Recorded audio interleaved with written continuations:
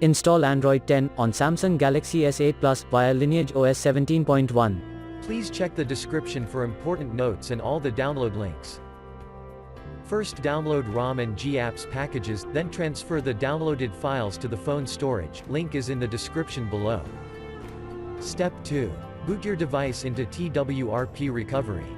Once in TWRP, click on Wipe, Advanced Wipe, and select the check boxes, as shown in the image, excluding internal storage.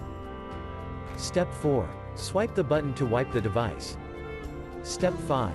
Go back to the recovery main screen, and tap on the Install button. Step 6. Navigate to the storage, and select the ROM zip file. Step 7. Finally, swipe the button on the screen, to install ROM file. Step 8. Flash the GApps zip package, in the same manner. Step 9. After GApps flashing completes, select Wipe Cache and Dalvik from bottom left side of screen, and swipe to wipe. Step 10. When the flashing process is complete, hit Reboot System.